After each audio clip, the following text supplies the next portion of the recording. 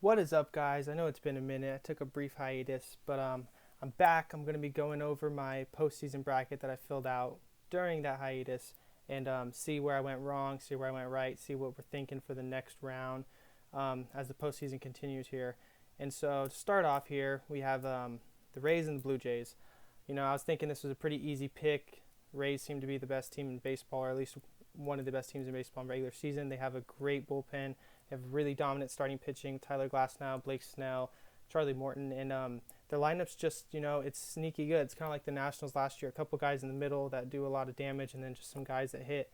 And so I liked them against the Blue Jays. I love the Blue Jays. A lot of young, good talent that is exciting to watch with Bo Bichette, Vlad Jr., Biggio, and they're a really fun team to watch. But I really had the Rays going here. I thought that was a pretty easy pick on my part.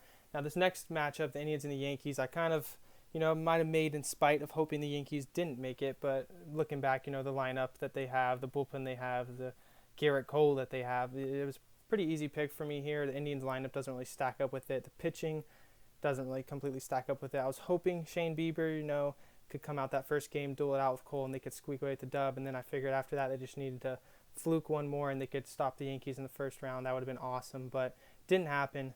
This next little double stack we have kind of my worst of the picks you're going to see here.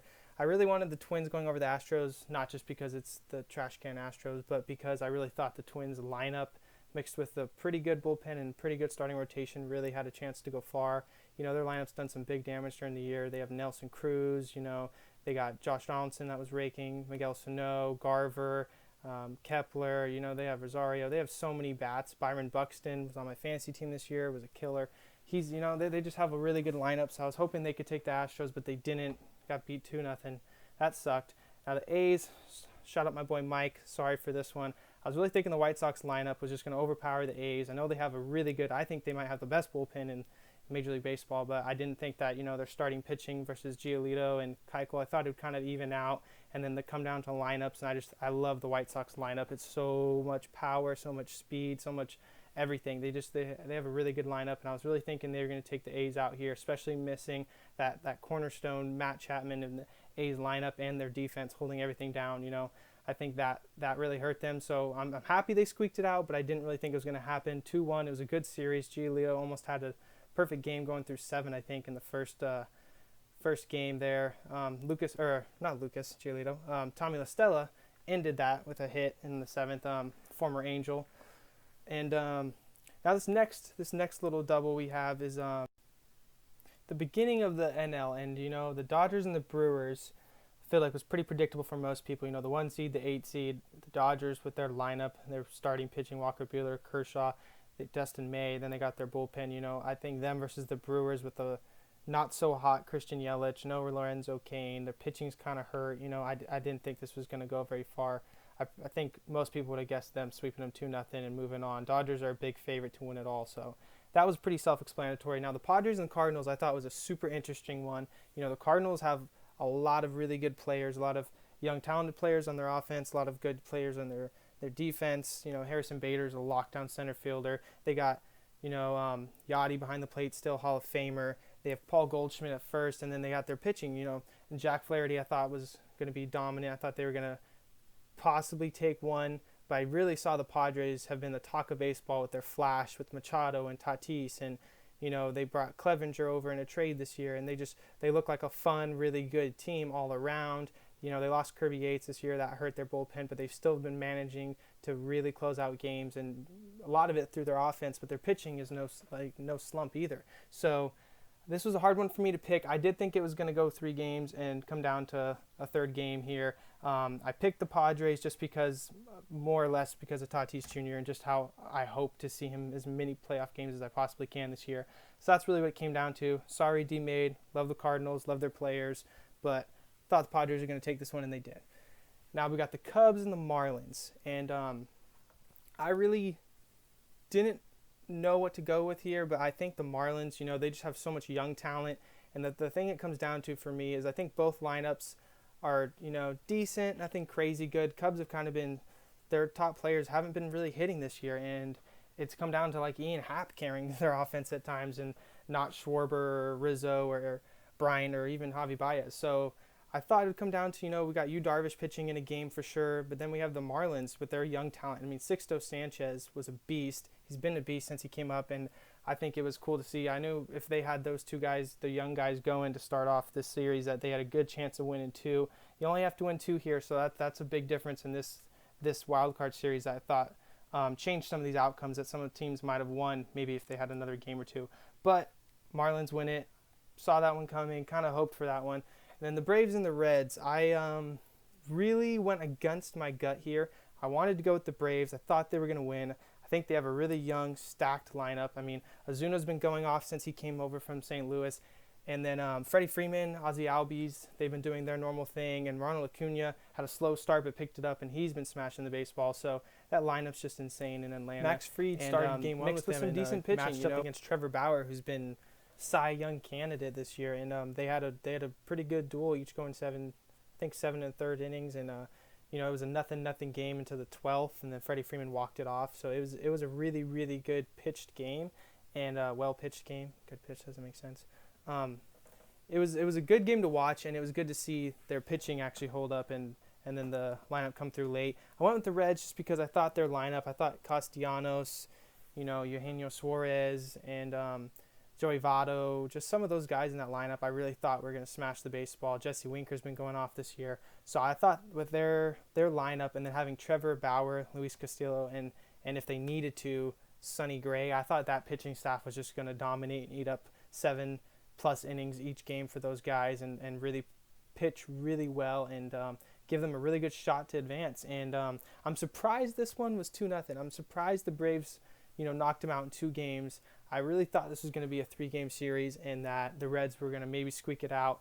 I was in my gut feeling the Braves, but the Reds seemed like a more fun pick here. It seemed like a team I'd want to see. I've been following Trevor Bauer a lot and all his stuff, so I really was hoping to see them go farther and see him pitch further into the postseason. But, now he's going to be a free agent, and hopefully he decides to come over to Anaheim, pitch for my Angels. Probably not, but, fingers crossed. So that was my hit and misses on the wild card series.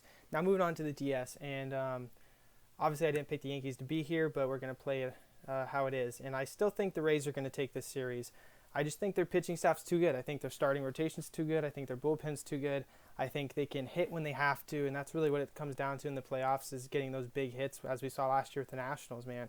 I mean, their lineup probably wasn't better than the Dodgers, probably wasn't even better than the Yankees last year, and it took them all the way to the World Series.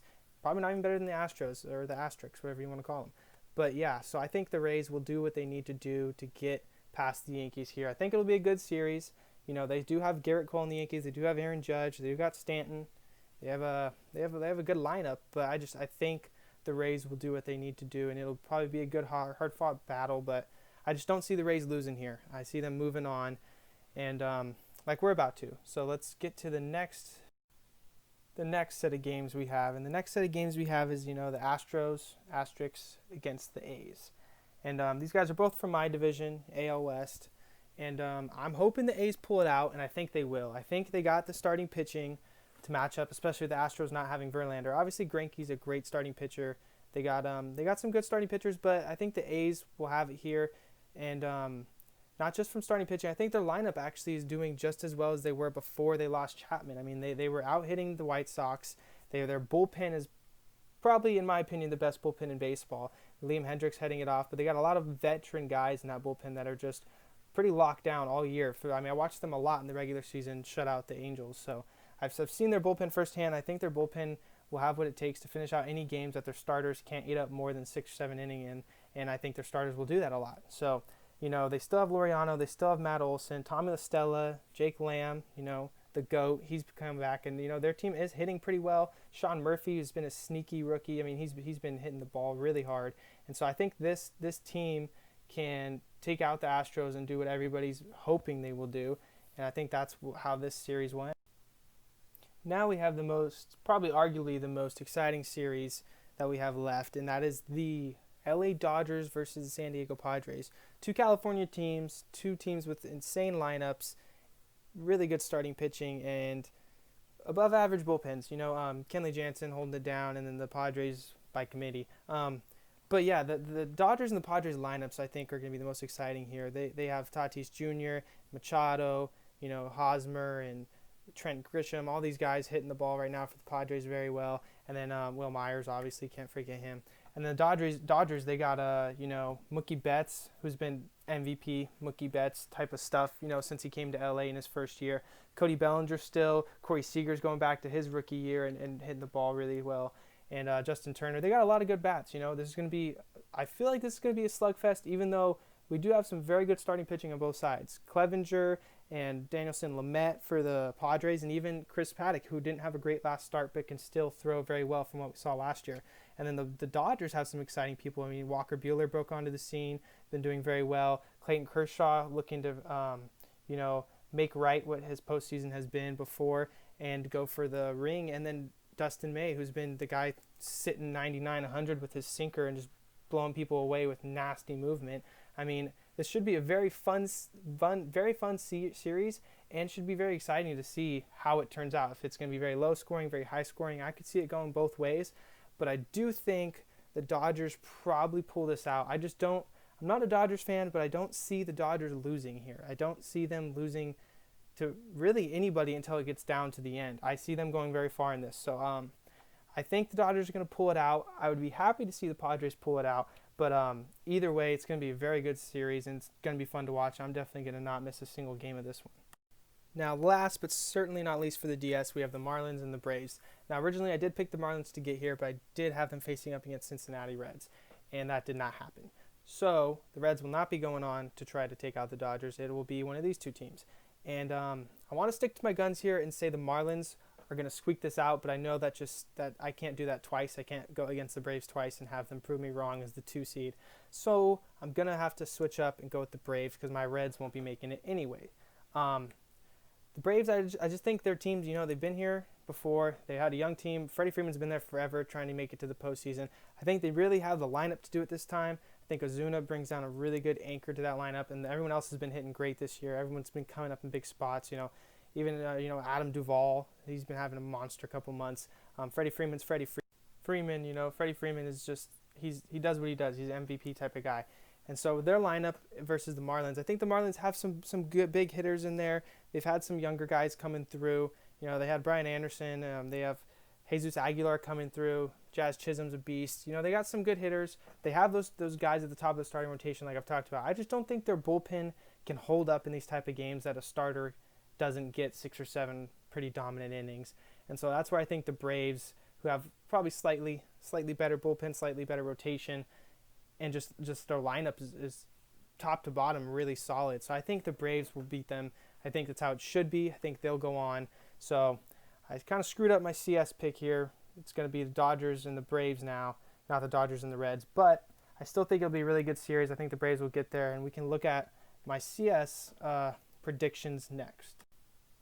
So we've kind of been going over the teams here back and forth, so you guys know how I feel about the Rays. Twins didn't make it, but you know how I feel about the A's, who I think are going to get through now, and the Dodgers and the Braves. You guys know how I feel. They're all going to be good teams. If they all make it to the CS, they're all going to be good teams with good lineups, good bullpens, good starting pitching, and just different strengths and weaknesses. And I think what will come down to here is I think it's going to be the Rays and the Dodgers. I think the Rays are going to beat the A's. I just don't see the A's beating them. I think the Rays just are the standout team in the AL, and the Dodgers are the standout team in the NL. I think they seem to be the strongest teams. I feel like it just would be stupid of me to pick against them. That's how I feel. I obviously think the A's or whoever gets through could beat the Rays. I think the Braves or the Marlins, whoever gets through, could beat the Dodgers. And they could obviously not make it here. I could be completely wrong. But sticking with my gut, I think the Rays and the Dodgers will each finish at the top of the AL, top in the NL. And I think that makes the most sense. Might be a little more of a safe pick, but I see it going that way. I want to try to be right my best as I can. And I think it'll be the Dodgers and the Rays representing the AL and the NL in the World Series. And I think that'd be a very fun World Series to watch. I like both these teams a lot. I'm from California, so I do watch the Dodgers sometimes. I don't root for them, but I'm hoping it'll be a great World Series if they make it there. And yes, my final pick here is the Los Angeles Dodgers to win it all. Been rooting for the Rays. They're going to be my favorite team through the whole playoffs. But I think in the end, this Dodgers lineup is just way too stacked to go along with the starting pitching they have and as long as Dave Roberts doesn't get in the way again, I think this team definitely is the favorites to win. I think they could very, very well do it this year and finish off their long streak of making it decently far and never finishing it off. So, Dodgers taking on the Rays and winning out for the World Series. I hope you guys like my predictions. I hope you make some of your own, see what you think, because I think this is going to be a really good postseason, really fun postseason. We've been waiting for it through COVID, so, enjoy it. See you guys next time.